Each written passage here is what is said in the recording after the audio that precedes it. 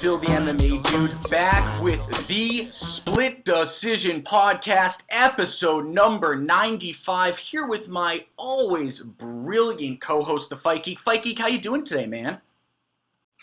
Doing excellent. Sorry, I had you on mute to get going there, but doing excellent. Happy to be back talking fights with you, and special episode. We're back to a video podcast tonight. I can see you, Phil. Oh, yeah, well, hang on. You're breaking the fourth wall because we're not a video podcast at heart, so everyone's going to be annoyed now. They're going to be like, we want it to be... No one cares. Well, feels like a treat to me, so I appreciate that. It's always nice to see Fight Geek's nice shining face. Okay, we're losing. Everyone's like, what is this episode? Okay, guys, we've got a lot on the table. There's so much news, Fight Geek. There's so much news to break down, but here's what's on tap today, folks. First, we've got my opening question for Fight Geek, and actually, it may be two opening questions. We'll see how that goes. After that, it's a UFC Vegas 21 recap and review. After that, we're jumping into UFC Vegas 22, Holland versus Brunson preview and picks, and then it's on to my favorite section, listener questions and more.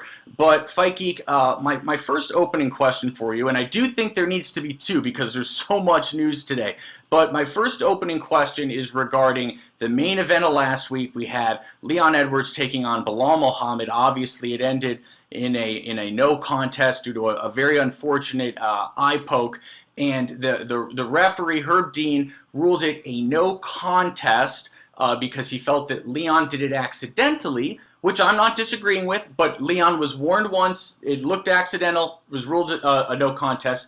Last week, a few weeks ago, Jan versus Sterling, a similar thing happened. Jan was warned, Jan still had the illegal move and lost the fight via DQ. My question to you is simple. Should the referee be in any position to decide whether something was purposeful or not? Because it seems very arbitrary. Yeah, I don't think so.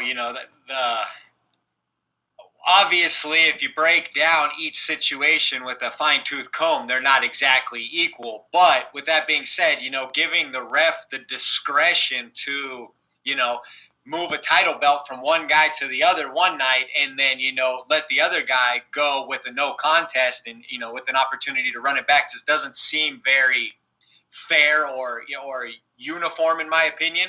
So I was a little surprised by that. If I was someone like Peter Yan, well, I'm not making an excuse for Peter Yan because his knee was 100% illegal. He was warned, and even earlier in that fight, it looked like he thought about throwing a knee to a grounded Aljo. So that was something that was egregious, so I could understand. I agree with the call for the record. I think Yan should have been stripped. I'm just wondering why Edwards didn't get a DQ loss instead of a no contest. I guess the only thing I could say is that Herb was judging the maliciousness of it. But how can that be judged? Because did Jan, here, I get that. I believe Jan got lost in the moment. Exactly. That's my problem, Fikey, because just real quick, I want to just real quick get this point out. Regardless of what you guys think of Jan, I'll be the first one to say Jan's move was absolutely inexcusable. I'm the first one to say that. At the same time, do I think that Jan, in that exact moment, said, I can't wait to throw this knee and lose my belt? There's no way. I've mentioned this before, and that was in the fourth round of a title fight. Peter Yan hasn't been to many 5-round fights, so these guys at a certain point when they're that fatigued and that focused are just looking for targets, just like in practice. They're just going through their sequences, what they hit, relying on instincts, relying on training. So I can fully understand. We've seen it a million times. I mean, wasn't there a similar situation with Eddie Alvarez? Eddie Alvarez and Dustin Poirier. Dustin Poirier Absolutely. Years ago. It happens where guys are in the heat of battle. This is a combat sport, which means, they're in the midst of combat. And when you put something like a belt on the line, I think if you go to a cardio kickboxing class for an hour and give your all, your eyes will be watering and you won't even be able to see straight, let alone be able to process having another killer in front of you trying to systematically take them apart. So it's a very difficult thing to, come down on the fighters for, in my opinion, because we're asking them to be thrown into chaos and then perform, So you agree with me? You agree with me? I do agree with you. I do not. So think what's the solution though? Should they just make every single one a DQ loss? I think that might be the answer. I think every single one should be a no contest. But then, okay, so I hear that, but then does that mean that Jan would keep the belt after the Sterling fight? I think I read or heard someone saying that belt should become vacant and then can be fought for again. I like that. I do not like Aljamain Sterling being awarded the belt when he was clearly losing a fight and won because of a DQ. Well, okay, I mean, we can get into the weeds on that, right? I mean, I hear you. It wasn't Aljo's fault. No, it's not his fault. But now he's, hashtagging UFC champ, and right. You're saying it should just be yeah. It's not Aljamain Sterling's fault, but it certainly has,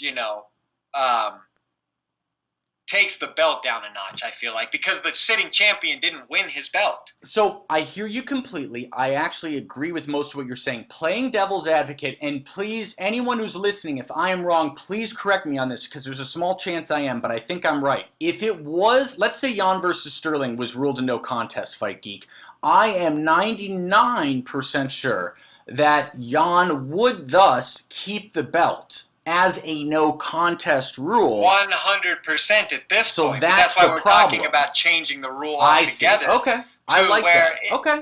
If a champion is DQ'd, the belt doesn't automatically go to the afflicted fighter, but that belt is now stripped because he didn't retain it, he didn't win it.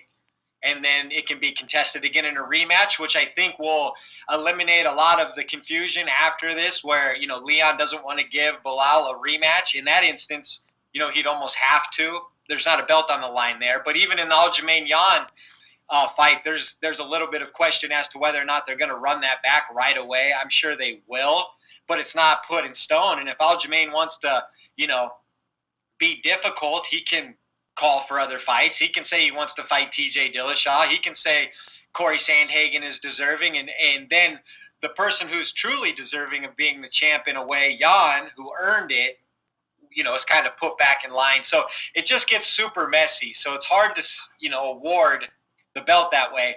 With that said, it's a tough conversation. You don't want to change too many rules because then you start tampering with the sport we love. But it was really strange to see, such a similar instance 2 weeks in a row and then such a different outcome. Absolutely, absolutely. And that's not even, by the way, you say 2 weeks in a row, we're not even mentioning the Eric Anders, Darren Stewart disqualification. So right.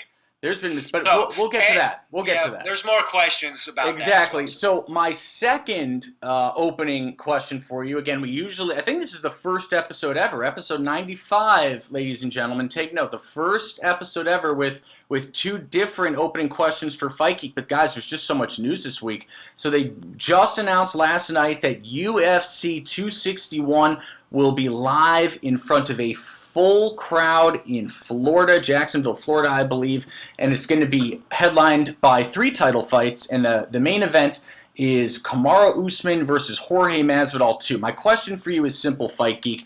UFC 251 also had 3 title fights and was also headlined by Usman and Masvidal, and that did 1.3 million pay-per-view buys. My question to you is simple. How many buys does Usman versus Masvidal 2 get? Because I've got a number in my head, but I'm not saying it first. 900K. Okay. So I'll be honest, that's very close to my number, which is irritating. In fact, that may have even been my number. So that's well, I mean, that's a logical number if you kind of consider that it's a rematch. There'll be a little less intrigue. Jorge's probably alienated 20% of his fan base, 30% of his fan base. Probably a lot more than that. But that's not true because of his fan base. I mean, we're not. But even people that hate him still want to see him lose. So that's or fight. I mean, again, right. Just because I don't tune in to fights because of their political affiliations or opinions. I tune into fights so I can see people fight.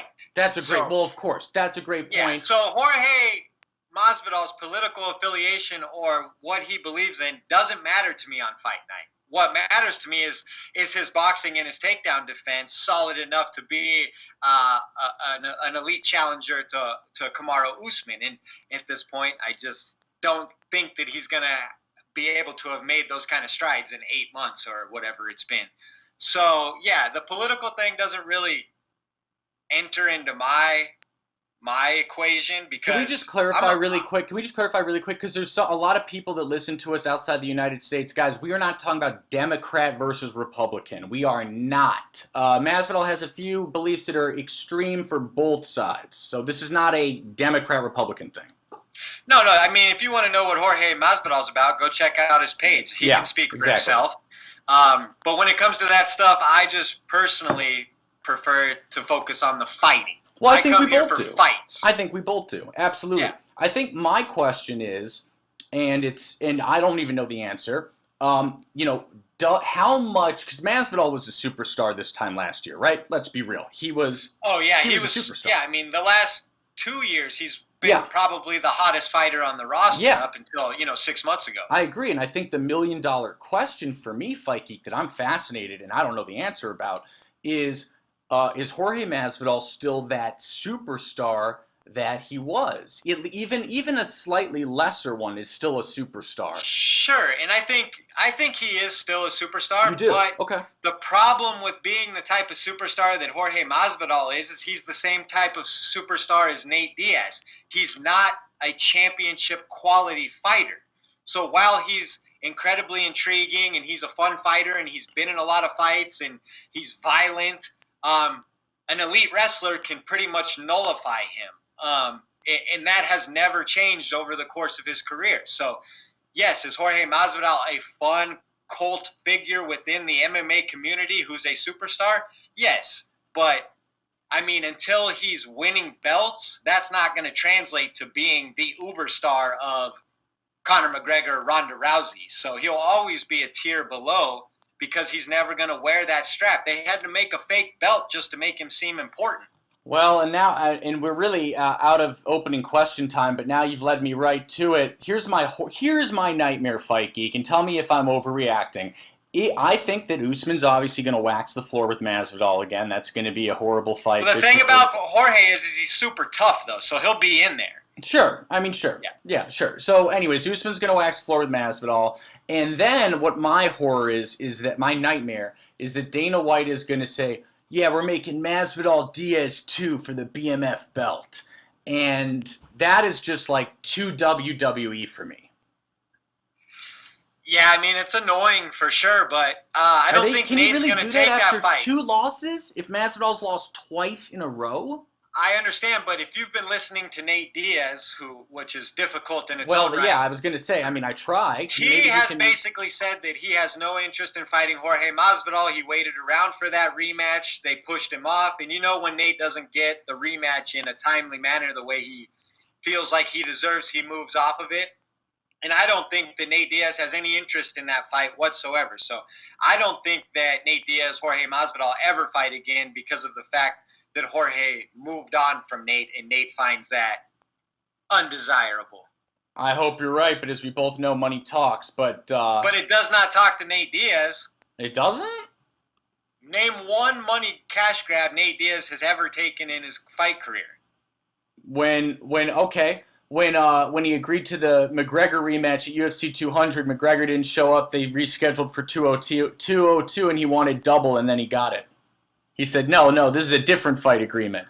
But that's being a shrewd businessman. That's a different... Well, yeah, of course. No, because he's a shrewd businessman. Yeah, but he's never been bullied into taking a fight because they dangled a bunch more money in front of him. I see what you're saying. You know what I mean? Maybe he's been in control of asking for more, but Dana White knows that he's not going to go to Nate Diaz with a fight he doesn't want, or Nick Diaz, and offer them, if they don't want it, they don't want it. That's how those guys operate. Right, absolutely. Okay, so are we now ready to move on to the UFC Vegas 21 recap and review? Let's do it. Probably the worst card of the year as far as my picks go, but let's Let's dive into it. I did take pleasure secretly in getting some wins over you. Watched your picks, and then I got the Jinyu Frey pick over you. I know you picked DePaula. I was really happy about All I'll that. say is that the UFC matchmakers have really been matching fights that are so close to call. It's really crazy because, each I'm week hearing you think you got a excuses. beat on it. I'm hearing excuses. Well, it is an excuse, but damn, it's hard to pick these fights nowadays. Lots I of know. variables, lots of unpredictability, which makes it great, but also makes it hard for the win percentage. All right, so we've got to kind of run through this pretty quick, actually, because we've got a lot of questions, and I agree with you. This card wasn't too much, but quickly, I mean, Dan Ige sending Gavin Tucker to the grave. That was crazy. I picked Dan Ige. He had a 5-inch reach advantage, had quite a bit more experience. None of that stuff seemed to matter whenever you flash knock someone out in the first shot of the fight. And Gavin Tucker was no joke. No, and I love the way Gavin Tucker has handled the loss. He came out on social media, owned it. We'll move on. I'm sure he'll be back stronger than ever. Dan Ige, I mean, that was a showcase performance for him.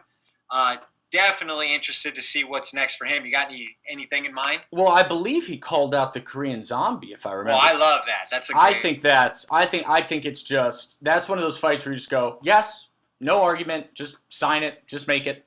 Ige, 100%. Korean Zombie, I'm in. End of story. Awesome. Okay, let's call out Ryan Spann versus Misha Serkinov. I took Serkinov. I thought he looked good early, but Ryan Spann is just really tall with long strikes and hits really hard apparently. So yeah, impressive performance for him. He's 18-6 now. He's got a couple good wins in the UFC. I think Ryan Spann's a real player at 205. Yeah, Spann's a little bit, like many of the light heavyweights, he's a little bit weird in that he's just ridiculously up and down, inconsistent. You never really know what's going to happen with him. But he looked great. I mean, he just looked fantastic. And, it's time to mention, by the way, that he's won 4 of his last 5 now. Yeah, and Misha Serkinov's a real top 10 guy. I mean, he took a long time off, but before he had a little bit of struggles, he was a guy who was ascending, who was looking like a future title challenger. So, big win. He kind of turned the tide there because, like I said, Serkinov had some success early, but he came back. Another one I wanted to call out is Manel Cape versus, is it Nicolau? Oh, we're jumping all over the card now. You're gonna get people. Oh, you want to go in order or what?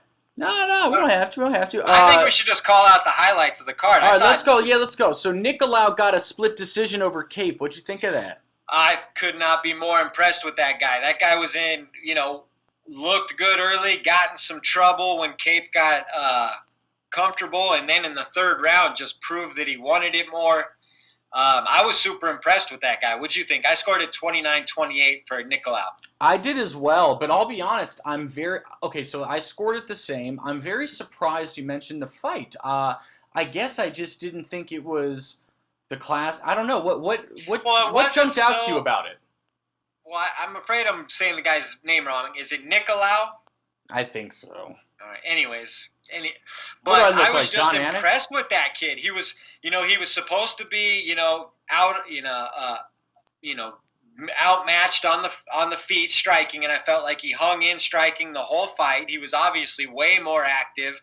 I just was really impressed with him, and he's had quite a bit of success in the UFC already. Just an under the radar guy who I was just really impressed with his performance. He is fighting a guy with a big name. He took a couple big shots. It's not like he had a perfectly clean performance. He had some adversity. And then in the 3rd round, Cape, who was on the verge of going 0-2 in his UFC run, should have been like dire to get that W, and that guy came out and took it from him. So, Fight Geek, I love your passion for this fight. I think most of our listeners are like, I don't remember this fight. I don't know what he's talking about, but I respect it.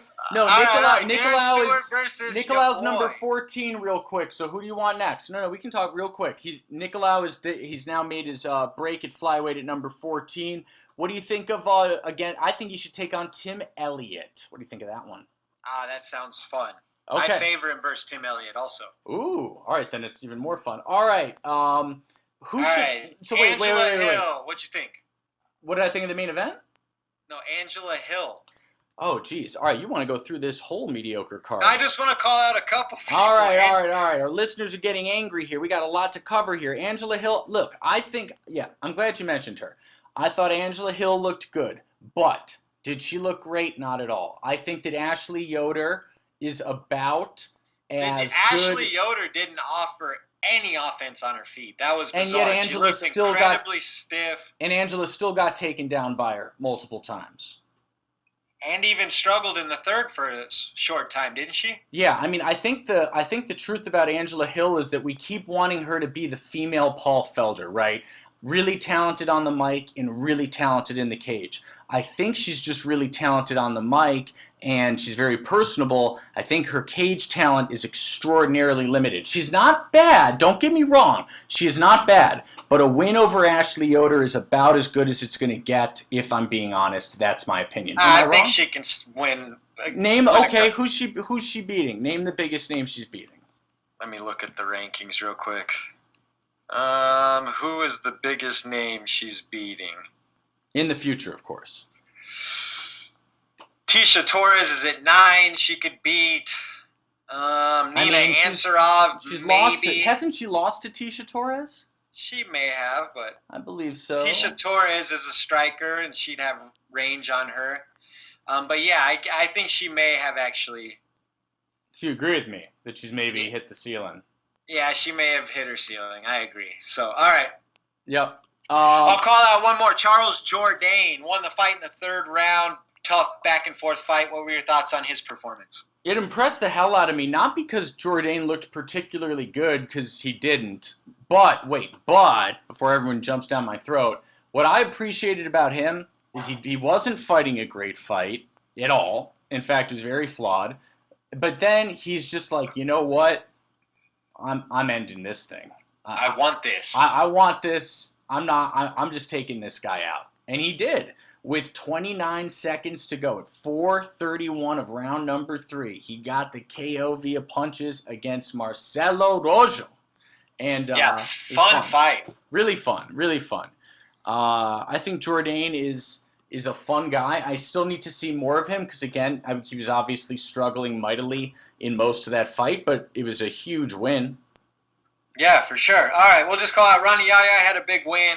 Old man grappling, thought it was good. Nazareth, Hakrapast, what'd you think of him?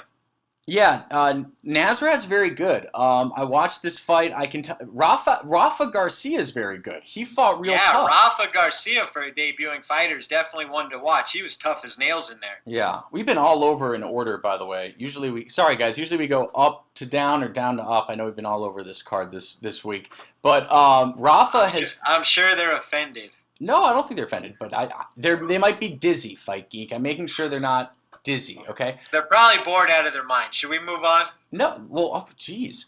Rafa Garcia is a Terminator, but he lost fair and square. He was just outclassed. Nazareth is Kelvin Gastelum's half-brother. I think that Mrs. Gastelum has some explaining to do. What is Nazareth's ceiling? That is a joke. Mrs. Gastelum is an angel, I'm sure. What is Nazareth's ceiling, in your opinion? Ooh, what is his ceiling? Isn't he a lightweight? Yes. I mean, that's the problem right there. Is his ceiling like Dan Hooker? I at best. You think he makes? I think 7 or 8 in the world someday, maybe not. I think he's 12, 11, 10, 9 range. Okay. I mean, he's still young. He's going to be around for a while. He's got some good experience already. Is he? Wait, how old is he? I think he's 25. I could be wrong. Oh, is he that young? Okay, I don't even think I realized he was that young. He looked good. I mean, he punches. He's a great striker. Yeah, he's 25. And ironically, he fights kind of similar to Gastelum. For sure. All right, let's keep it moving. Are we ready to go into the breakdown? Wait, no, we're not ready because I've been trying to ask this main question here. Oh, okay. So Edwards versus Bilal sucked, but real quick, Who should Leon fight and who should Bilal fight? I'll tell you my answers real fast. I think Bilal, first of all, I would have liked a rematch, but I know it's not happening.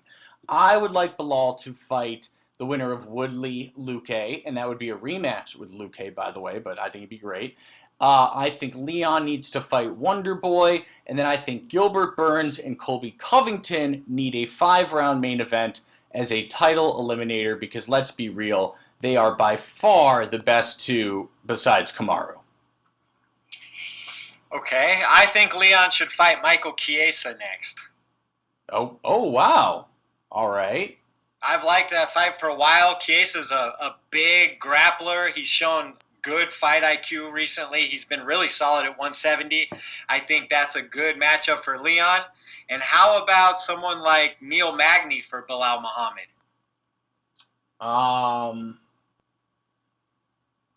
Yeah, I mean, I know that Hamzat Shemaev has been tweeting a lot at Neil Magny. I don't know what the deal is with Hamzat. I know he tried to retire, and Kadyrov's got him at gunpoint in Chechnya right now, so, hopefully everything's okay with him. Jeff Neal has to fight again someday, too. Yeah, and that's... I mean, Bilal and him... No, not really. Wait, why? Why do you not like that? No. Why do you not like that? How about you match up Bilal Muhammad and Sean Brady, who both lost and are at 13-14 this last week? I'll tell you why I don't like that. Because Sean Brady's this cool rising star, and I think Bilal's getting a lot. I just think those are two... Sean Brady's 34 years old. I understand, but he's still a rising star in terms of, Okay, I mean, look, that's a fun fight. I would probably favor Brady, but I would be... I just like both those fighters, so I wouldn't enjoy the fight myself. Wait, Sean Brady's 28. What are you talking about? Oh, sorry. Sean Brady's 28 years old, bro. Come on now. By the way, you picked Jake Matthews. I picked Sean Brady. That's true. Okay, all right. Are we ready to move on to is it UFC Fight Night, Brunson versus Holland? It is. Let's go. All right, let's do it. So, look, guys, gonna be honest. We definitely are not going to go through all the fights on this card. In fact, we're not going to go through the vast majority. It's not the best card. That's okay. But I would like to go through a few of them real quick. Besides the main and co-main event, did anything else jump out to you? Well, of course. Tai Tuivasa returning versus Dontel Mays is fun. Who you got in that one?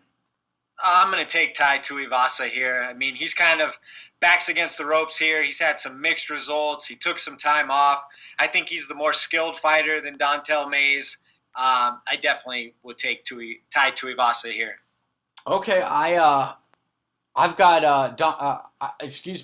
I've got Tai Tuivasa via split decision, but I was going to say I do not think that Dontel Mays is going to go down easily. I think this is going to be an extremely close split decision, boring fight. Yeah, they're gonna bust each other up. I got Tuivasa by second round TKO. Okay, well then I could be If that happens, then I'll eat my words and be totally wrong, and it'll be fun.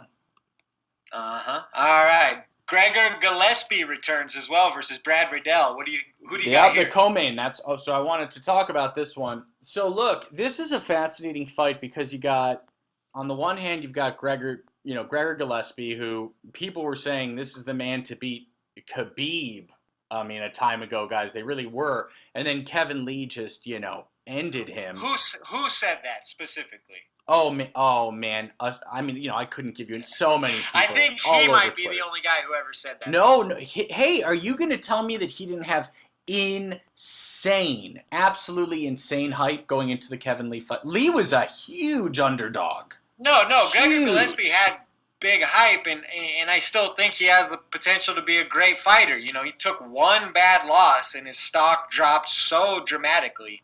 Well, I think part of that, though, in fairness, Fight Geek, it's not the loss, it's how he took the loss. He disappeared for almost 2 years.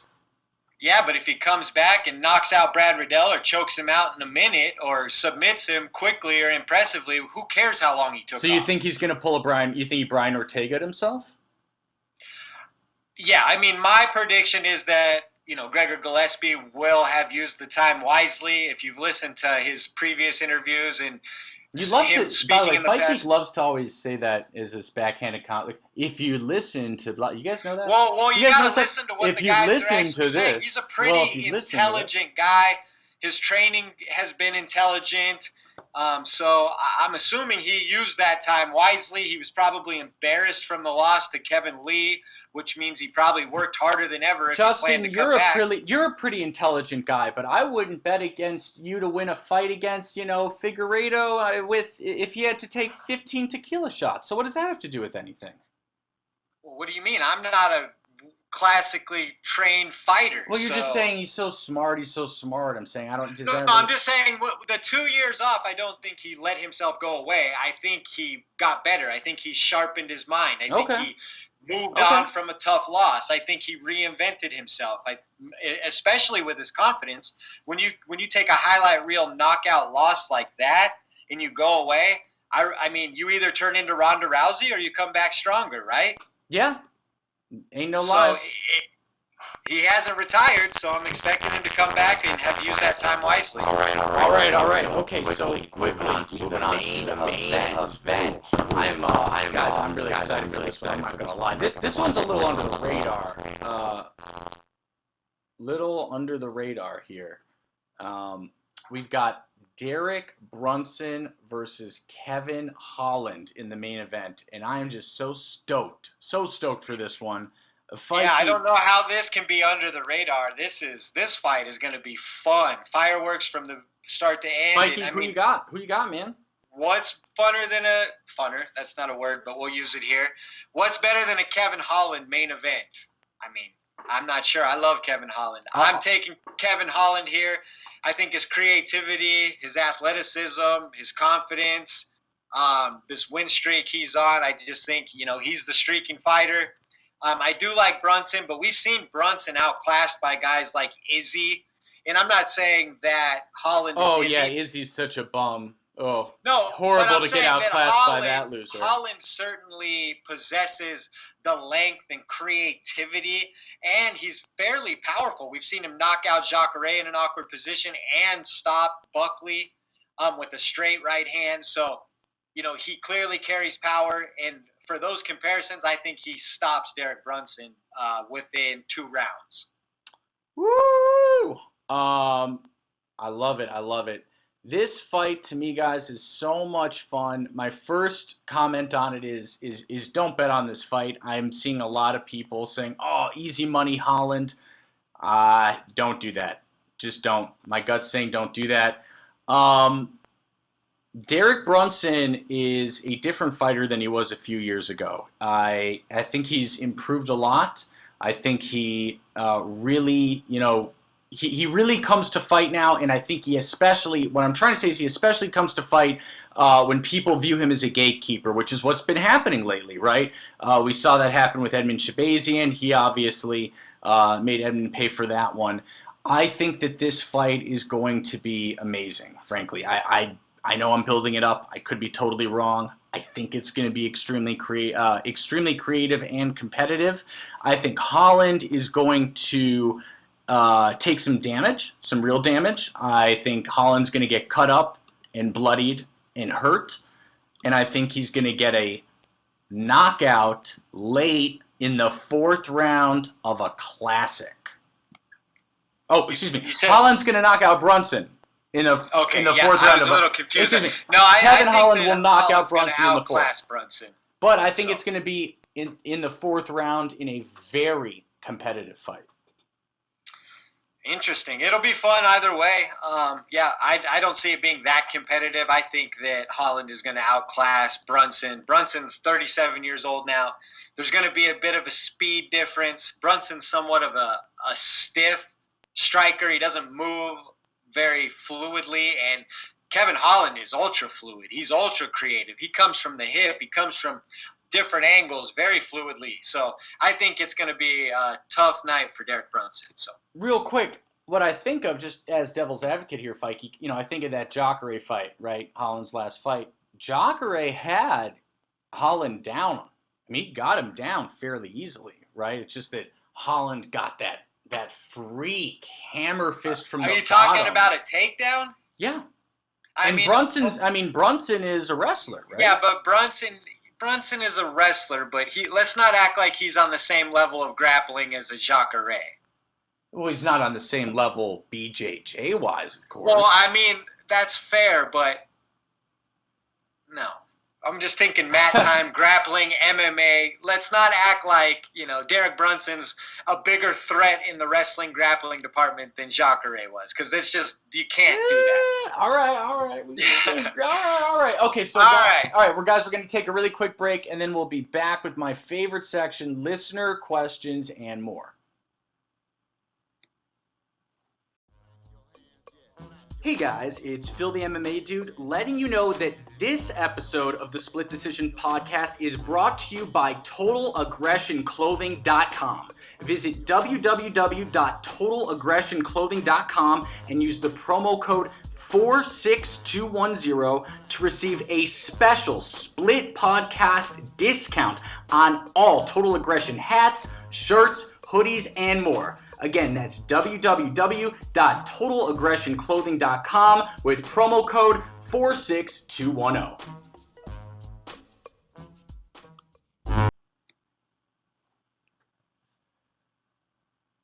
Hey guys, it's Phil the MMA Dude back with the Split Decision Podcast, episode number 95, here with my always brilliant co-host, the Fight Geek, and it is now time for my favorite section of all, listener questions.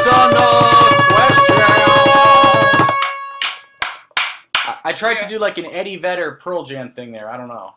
I sense the Eddie Vedder. Questions. Okay, I'm done. All right, let's do a little flat tonight. Let's go. Yeah, we got some great ones. Wow. Oh wow, we have a ton of questions tonight. Okay. We got to move, man. Okay, this first question comes from Jalen Ware. That's at strive2b_great. If you could choose one change for the very next card, what rule change would you choose and why? The options are no warnings for eye pokes, and then you just take an automatic point, open scoring between rounds, or knees to the head on a grounded opponent are allowed. So are we just picking from these that he gave, or can we go with anywhere with it? I don't know. He gave three options. I feel like we have to choose between them. All right. Well, if that's the case, I would say open scoring. Oh, I knew you would disagree, and I think it's such an easy answer. I think the answer is easily you take a point for an eye poke. No? No, not necessarily. I've been wondering about open scoring for some time now, so if we were just going to change for one card to kind of experiment, I'd love to kind of see how the open scoring vibe worked with the UFC event. But what do you think of what Dana says about that, where if someone finds out that they're up big after 2 rounds of a 3-round fight, it ruins that 3rd round? Well, no? That's the game. Like, who cares? Why does Dana always try to control the action in the cage? It's annoying. That's like Roger Goodell trying to control... But is that best? No, I'm asking you, is that in the sport's best interest? I don't think interfering with strategy within the fight is in its best interest. Let's say a football team's up by 30 points. Their quarterback doesn't play in the 4th quarter. So it's similar in that essence, where you have the win, you're protecting a lead. It's basically the prevent defense in MMA. So I don't think it's that wild. If a guy's up 2-0 in a fight and he wants to coast in the 3rd round, he's earned the right to do that based on the work he's done in the first 2 rounds. Yeah. All right. I mean, so I don't think you should take that. I mean, I don't necessarily think we'll get a lot of that with open scoring, but even if that's the case, hasn't that person earned the right to take the 3rd round off if they beat the crap out of the person for 2 rounds? They may have earned the right, but we completely disagree on whether or not that's the right call for the sport. I think that's not good for the sport long term. But you're assuming that, these driven, intelligent, high-end athletes are going to take that route. So I don't necessarily think that will happen a lot. Although, and the counter argument is actually if you're down 2 rounds to 0 and you know it, then it's pedal to the metal. Maybe that makes it more exciting. Which could make It can make it more exciting, right? Fifth round's more exciting than ever before. Because you know you need that finish no matter what. But as a fighter, I would assume that their mentality is to go to be in the fight till they're not. So saying that they would relax and take a whole round off seems kind of naive in my opinion, because they still have to protect themselves, and there's still another fighter, like you said, that would know that they're down 2-0 and would be coming on strong, which in essence would make it almost impossible for them to coast. So yeah. I don't think it would be that big of a problem. All right, very fair. So our next question comes from a Split Podcast OG. That's Paul O'Kelly, one of the, I believe, top 5 Mario Kart players in the world. I love that stat. He's at Sparks F1. Love this guy. He says, I want to be careful here, and he spelled it E-Y-E because he's the man. I want to be careful here, but do you think it's time the gloves need to be changed? Or could IQ tests be issued to dumbass fighters that get a 3-piece and a soda from a failed Jesus? I'm guessing he doesn't like Leon Edwards. Leon Edwards? Okay. Yeah, I mean, he's definitely taking a shot at Leon Edwards here. But is it dumbass fighters that get a 3-piece and a... Okay, cool. Yeah, the gloves. I definitely think the gloves need to be looked at. There's multiple gloves out there that kind of bend your fingers so that they don't point straight ahead.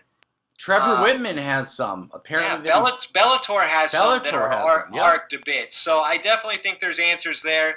I think I've heard that because Dana White doesn't own that design and he can't make money off of it using it, that's why he doesn't. So I don't know if that's true, but that would make a lot of sense as to the reluctance to just change them. Man, is he really that cheap? Like, is Dana... I mean, Dana's worth well over $1 billion. Does he really need to count every penny? He's worth that much because he's very shrewd with his decisions. Okay, but like once you get away percentage. But once you get to the $1 bill fight, can't you just chill a little? I don't even know if that's the real story. I just heard that. Makes sense though.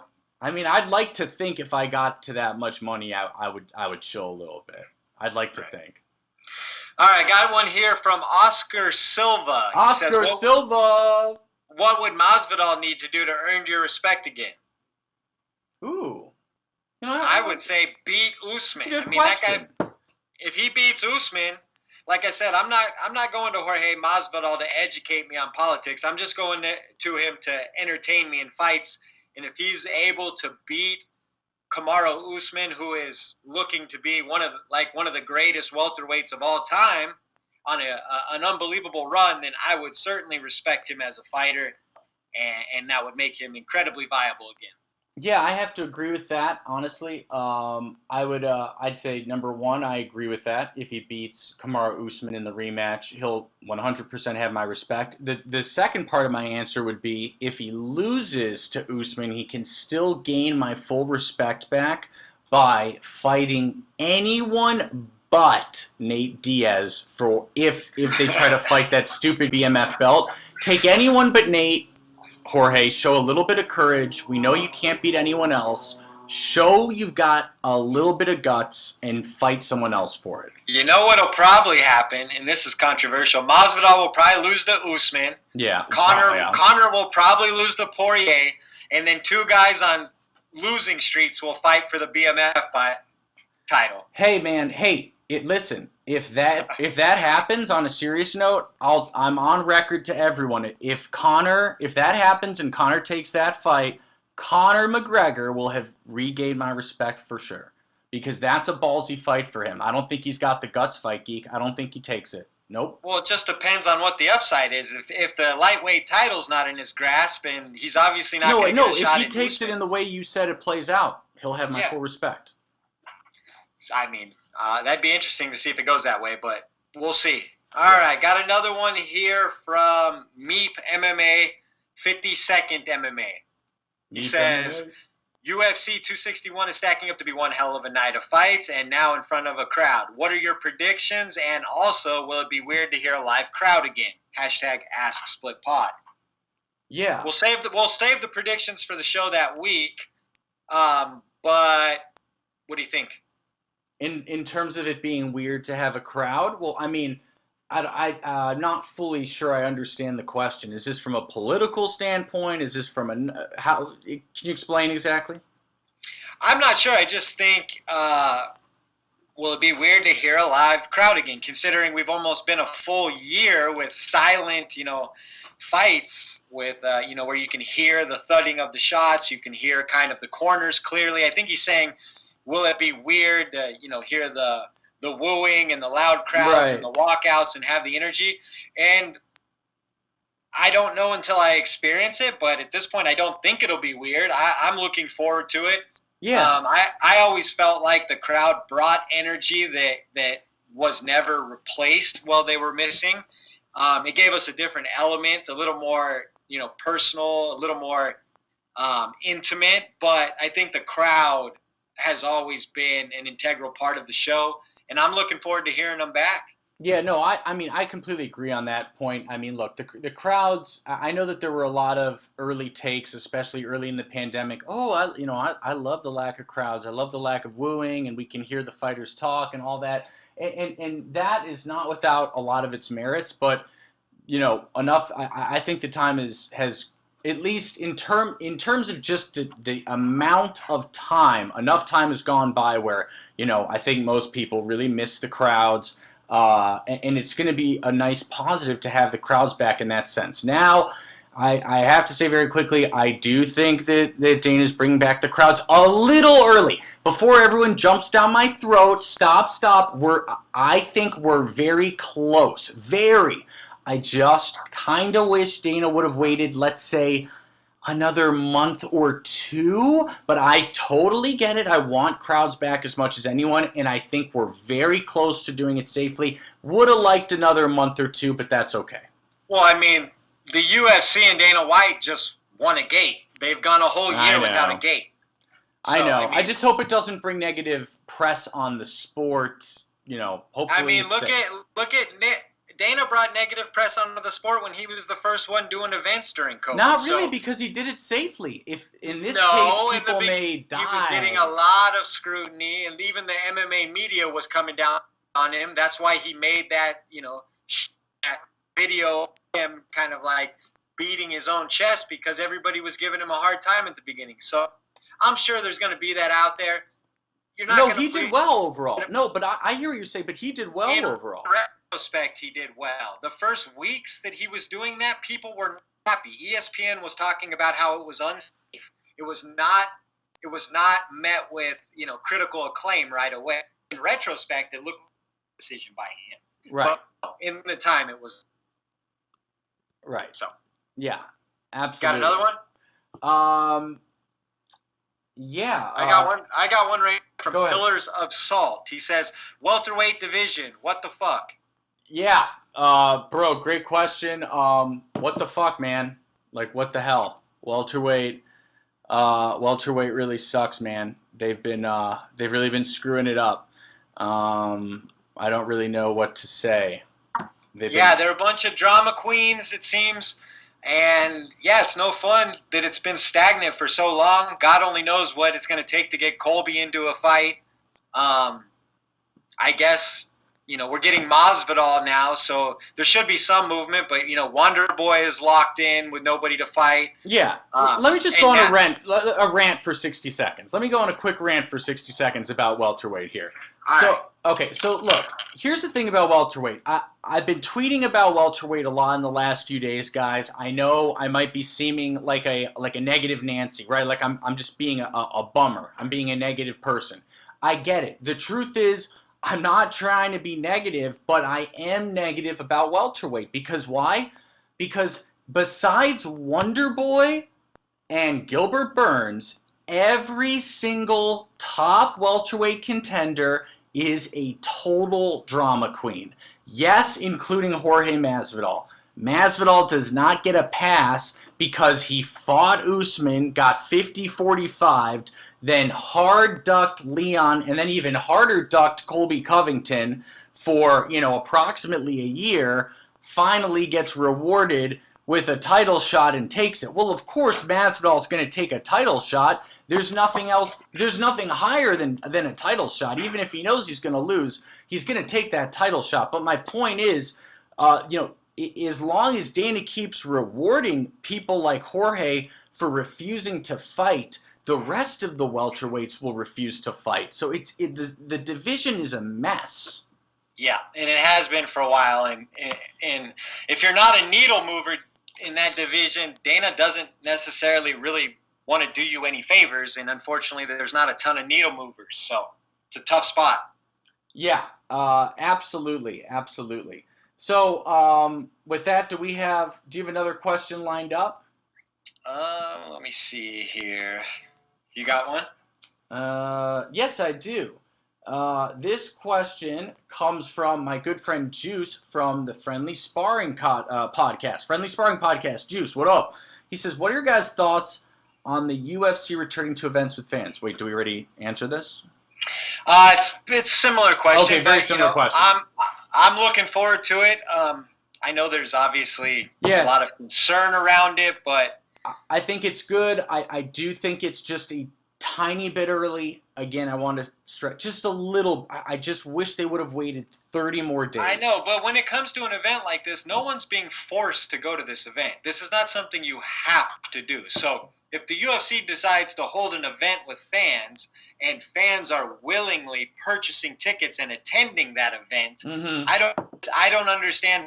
Supposed to feel bad for those people making, of course, an intelligent, informed decision based on their own free will. And by the way, Fight Geek, no one is more sick of this crap than me. Listen, you've got a wife, okay, buddy?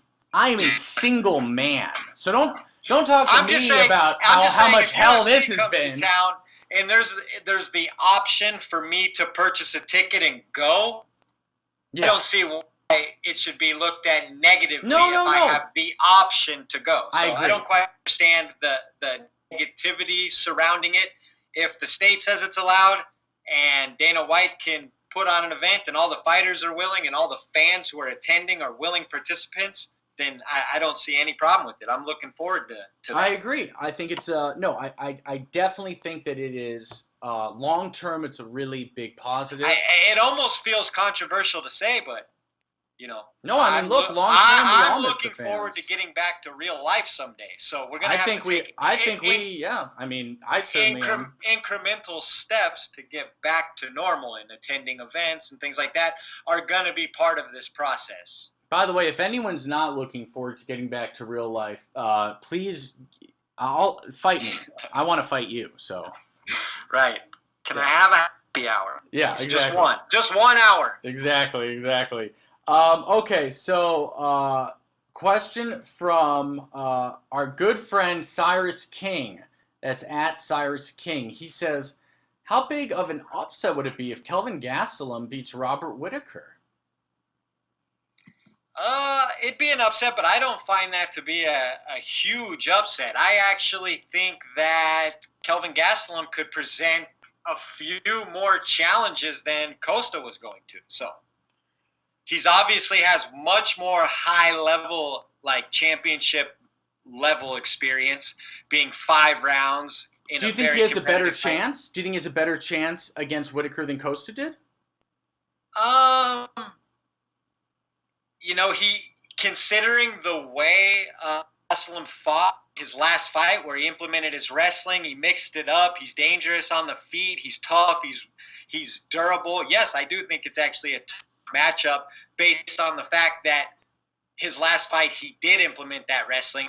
Costa's not going to implement wrestling, so that's just a singular training style, whereas Gastelum now showing that again in his previous fight is something extra for Whittaker to worry about, and I definitely think that opens up avenue for success for him.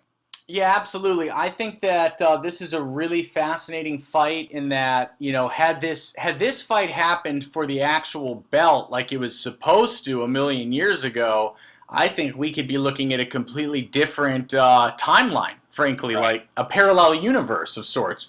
And you can't argue that Kelvin Gastelum is, just so much more mentally tough in a fight than Costa is based on what we've seen so far. Well, he used to be. I'm not so sure anymore. That's the $1 million question. What do you mean? The Gastelum? $1 million question is what's Gastelum today? He won a mediocre fight against Ian Heinisch last time. That's a meaningless fight? No, it's not meaningless. I said mediocre. Oh, it was not mediocre. He completely outclassed him. Okay, but Robert Whittaker ain't no Ian Heinisch. Well, that's true. That's fine. So we're gonna see. We're gonna see how Kelvin But I mean, does. if we're gonna do MMA math, Israel Adesanya completely destroyed Robert Whittaker and had a tough time with Kelvin Gastelum. Sure, but as we both know, Israel Adesanya seems to be, leveling up times 100 every fight. Well, I don't know. Maybe not. I wouldn't say he leveled up times 100 last fight, but. Oh, please. He lost to Jan Blachowicz 3 rounds to 2. That was an extraordinarily close fight. Those judges. No, it was a very close fight. Those judge cards were. Leveled up. Those judge cards were a joke. I mean, they really were. Yeah, but he lost the fight. He lost the fight for sure, but he lost it 3-2 against the light heavyweight champ. I mean, not exactly a bum. To answer your question, yes, I do think Gastelum's a little bit of a tougher opponent based on the total package. Okay. Excellent. So this next question comes from my man, MMA by Milliken. He says, Leon Edwards ducked Wonderboy twice. Should Wonderboy get a shot if Usman beats Masvidal? Yeah, I could see it. Yeah, I mean, I think the answer, Milliken, is that it's not that simple. Welterweight is kind of a clusterfuck right now, frankly. If they're gonna, I know that Colby does not want Welterweight's a mess now, dude. I know Colby does not want to fight Wonderboy, but really that is if Masvidal's gonna fight Usman, then you really have to make Wonderboy versus Colby for the number 1 contender spot, in my opinion. Hold on, I'm really not just saying this because Burns was on our show. Where does Gilbert Burns fit in, man? Because he knocked down Kamaru. Everyone keeps saying he did poorly against Kamaru. No, that is ridiculous. Didn't do poorly, but don't try to oversell it. Yes, I'm not trying to oversell it. He's the first one who got a knockdown against Usman. But isn't he the first guy who Kamaru Usman stopped? He stopped Colby Covington. Oh, well, in the 5th round, yes, obviously. Well, he stopped Gilbert in the 3rd after. I mean, look, Gilbert knocked him down. You can say whatever you want, and I'm a fan of Gilbert, and he did have success, but that was the most dominating performance that Usman has had as a champion. Now that's insane, and we couldn't disagree more. You're saying that Masvidal did better, getting humped against the fence? No, I'm not saying. I'm saying that was the most dominating finish that we've seen from Usman versus an elite contender. So okay, I think okay, fine. I mean, he didn't finish Woodley. He finished Colby and he finished Burns. So, okay, fine. Yeah, sure. Yeah, but and Colby could have arguably made it to the bell. That was at the very end. So, and I think he even wasn't he even saying he should have made it to the bell? Okay, so look. So let's play your game. You say Wonderboy versus Colby? Colby for the number 1 contender spot, and then what? Burns just gets cut? Like, where does this guy fit in? Burns? Yeah, Burns you're giving him no respect. Stopped in the 3rd round. He's back in the line. He could fight a guy like Leon Edwards. That makes a ton of sense. Leon Edwards. How do you think that would honestly go? Because I'm just telling you honestly, I think Leon would be killed. I don't even think that would be. You're over dramatic. Leon Edwards is not a guy who's going to get killed. He's too technical. He'd be killed by Colby, and he'd be killed by Gilbert, and he'd be killed by Kamaru. I don't think he'd be killed by Gilbert. I'm not saying he wouldn't win or lose. That's a very close fight, but I think they're right there on similar levels for sure. All right, fair enough. But yes, I like Gilbert Burns, but you don't want Burns Covington. You don't want to see Burns Covington. No, I think not really. Oh, I think that's such a great one. Why? I mean, wait. What do you mean why? What do you mean why?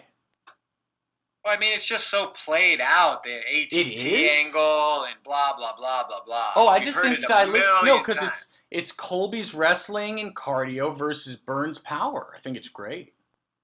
Sure. I mean, I'm not saying it's not a good matchup, but I like Wonderboy versus Colby better. Okay.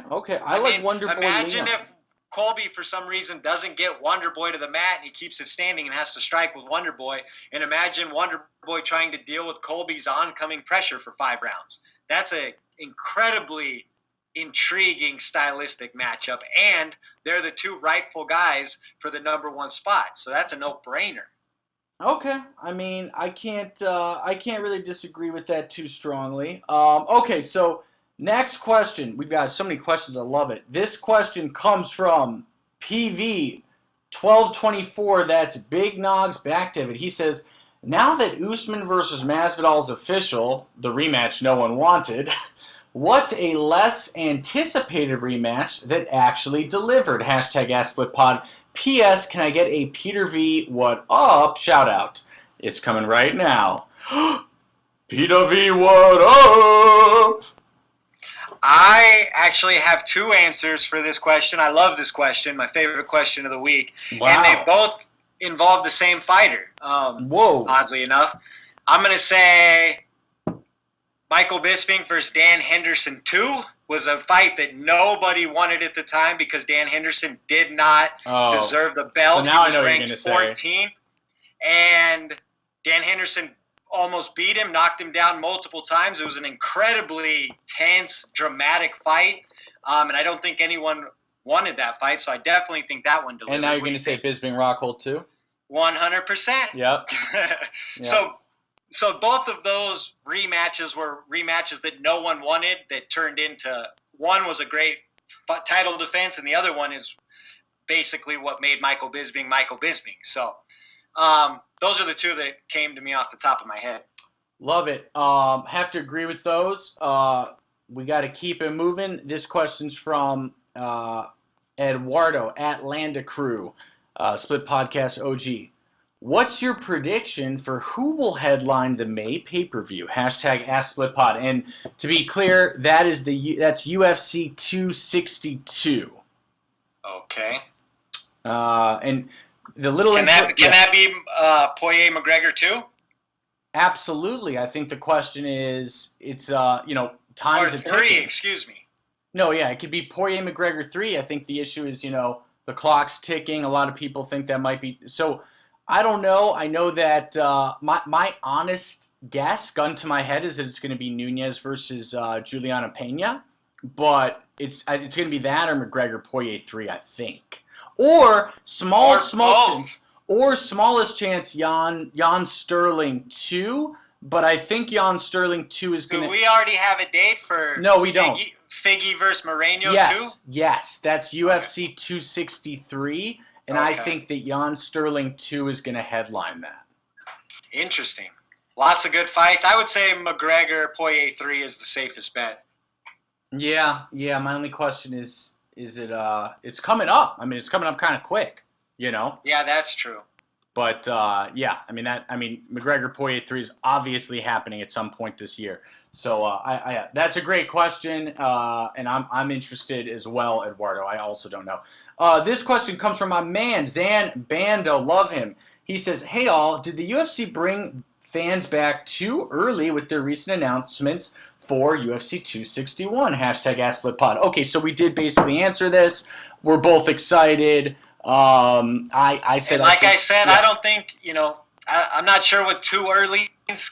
If you're allowed to do it, and you're allowed to purchase tickets, and you're allowed to go, and it's all on the up and up, then more power to you. Yeah, I mean, I think you gave a good point earlier when I said I'm concerned it's a little early, and then you said, well, everyone said, it was too. Everyone said that about Dana when he first started the events, and then it worked out well, which I actually have to admit is true. So look, let's see how it goes. But I definitely think that overall, generally speaking, it's a great thing. Obviously, we're all anxious to get back to real life. And regardless of whether or not you think this is a little too soon, I think we all can agree that we are very, very close. For sure. All right, I got one from Dean Dog. He says, Dean Dog, what up?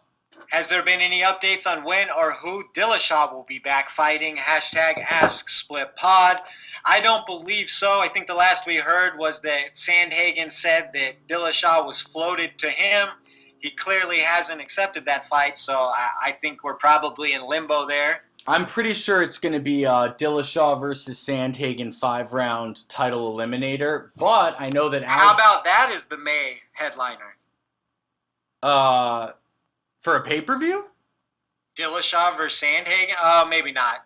No. Sure, I just know. I mean, Dana won't do it. No. Well, Dillashaw, no, that's not a big enough. Yeah, that's not big enough because Corey Sandhagen doesn't have too big of a name. But I think that's going to be a 5-round main event. Obviously, I know that Sterling's been getting a little cute with flirting with fighting Dillashaw or even Cejudo instead of Jan, but I don't think that's going to actually happen. I think he's trolling and trying. Let's say he's not trolling and somehow Dillashaw, he is just trying to mess with Jan a little. Don't you think TJ would come back and beat Aljo? I don't know, man. Aljo. What do you mean? You thought Aljo looked good in that fight versus Jan? No. I didn't think he looked particularly good at any point. No, I don't. If anyone thought Aljo looked good in that fight, come talk to me. His cardio seemed to be the biggest surprise. Forget his cardio. He couldn't get a takedown. Well, yeah. Well, that's probably he couldn't get a takedown, which led to him getting tired because I've never seen him that tired. Yeah. So no, he was gassing hard. He'd never been in there with Peter Yan in a 5-round fight before either. So it's tough to say, but yeah, I was surprised at how he performed. I thought he would look a lot better. Yeah, absolutely. All right, so what is next? I've got one from Luke, I think. He says two questions. Two questions. He says, first, who do you consider more violent, Jan or Figgy? This is a great question. You got an answer there? Figgy, for sure. Figgy. Yeah, 100% God of War. Figgy. God of War, 100%. Both of them are extremely violent. Jan takes a little while to get going. He really is a slow first-round guy, but once he breaks that sweat, he really can get on you. But Figgy is just extremely violent relative to his weight class. And Figgy, have you guys ever when you guys watch Figgy land a punch that does damage? His eyes light up like he's a 4-year-old on Christmas Eve. What he did to Joseph Benavidez twice is the stuff of nightmares. Truly, I mean, that was what he did to him was bad. Okay, and the second part of the question, he says, rank the Kung Fu Panda movies to end a personal debate. Thank you. I've never seen a Kung Fu Panda movie, so I'm going to have to defer to you here. That is ridiculous. I have absolutely not seen a single Kung Fu Panda movie either. I guess we're too old for that. Wait. We have to save this with some kind of rank the Kung Fu Panda movies. No. We have to rank. Instead, can we rank Shrek 1, 2, and 3?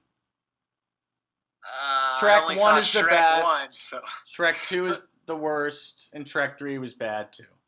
So it's just Shrek 1, 2, and 3 is the order? Yeah. Oh, awesome. All right. Sorry we couldn't help you out there, Luke. We got anything else? Yeah, no, we definitely do. I do not want to get in trouble on this one. This one's got trouble written all over it. Okay. Wait, do we already ask Yugi's question? I love Yugi. No. I love Yugi. Yugi's my man. He's a John Jones fan, but he's still one of my closest friends, so that says a lot about him. Give him a follow at Yugi MMA. He says, on a scale of 1 through 10, how fucked is Amanda Nunes' next opponent? Look at the top 3 in the 2 divisions she carries the belt in, and let me know. Well, I don't even need... first of all... I don't need to look. 135 or 145, it's 10. 100%. Juliana Pena is 10 out of 10 fucked. And the problem with Juliana Pena is now she's going to make it to where Amanda has something to be irritated. Oh, Amanda's going to hurt her really bad. Yeah. Amanda Nunes, look what she does to people who she's really, admirable to. She beat, Anderson like a pulp in less than a minute, and she was completely, admirable to her and respectful the whole time. Imagine how she'll be if you put someone in there who's irritated her. So I think that the whole matchup is lackluster to begin with, but we'll see. Yeah. The only opponent for Amanda Nunes that isn't a 10 would be Valentina Shevchenko. So other than that, they're all 10s at this point. I agree. All right, are we may be done. Is there anything else any questions we haven't covered here? No, I think we got to them all. All right. Fikey, take us away. All right, guys, as usual, you can find us on iTunes, Spotify, YouTube, Google Play, Stitcher, and more. I'm at the Fight Geek MMA. He's at Phil the MMA Dude. We are at Split_podcast. It's 4 words, the Split Decision Podcast. Thanks for tuning in, and we'll talk to you next week. Peace. Peace.